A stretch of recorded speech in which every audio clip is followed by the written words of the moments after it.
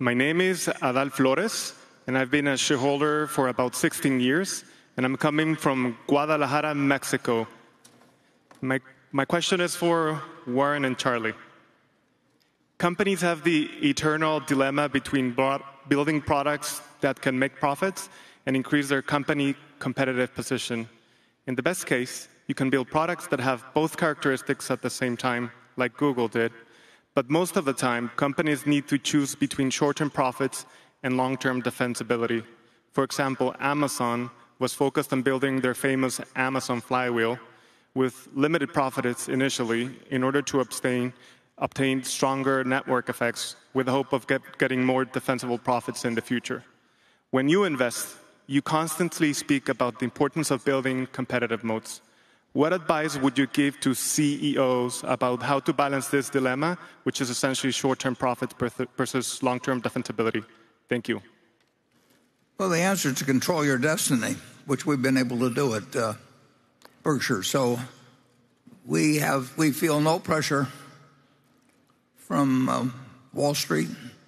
We don't have investor calls. We don't have to make promises. We get a chance to make our own mistakes and occasionally find something that works well. But we recognize that the people in this room and people like them are the ones that we're working for, and we're not working for a bunch of people that care about whether we meet the quarter estimate or anything. So we have a freedom that we get to use, and we're interested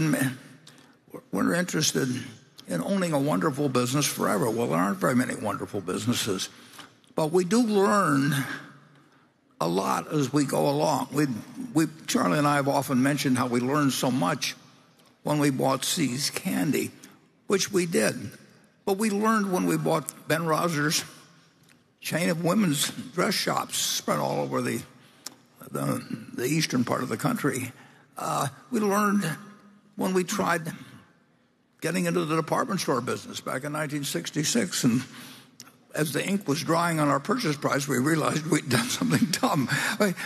We're learning all the time how consumers behave. I'm not going to be able to learn the technical aspects of businesses, but that'd be nice if I knew it, but it isn't essential.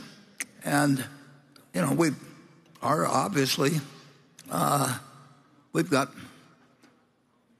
a business at Apple which is larger than our energy business, and we may only own 5.6 or 7%, but our ownership goes up every year. And I don't understand the phone at all, but I do understand consumer behavior. And I know how people think about whether to buy a second car. I know how they go out to different...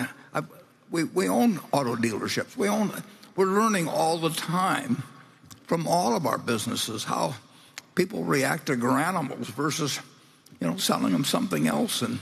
And so See's was a sort of breakthrough, but we just keep learning as to more about how people behave and how a good business can turn into a bad business and how some good businesses can maintain their competitive advantage over time.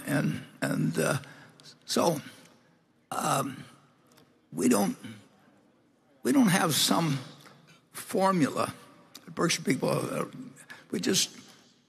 but we can also tell in 10 seconds whether it's something of interest. I mean, when I get these calls and we want to send decks and all that sort of thing, which is nonsense. I mean, it's a bunch of guys sitting that get paid for drawing up these projections of the future and everything like that. If they knew the future, we don't know the future, but we do know certain kinds of businesses. We know what the right price is, and we know what we think we can project out in terms of consumer behavior and consumer and threats to a business, and that's what we've been about, and that's what we'll continue to be about.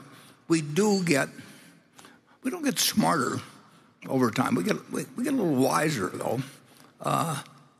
following it over time, and you can do it while sitting in the office with a telephone too, which we like.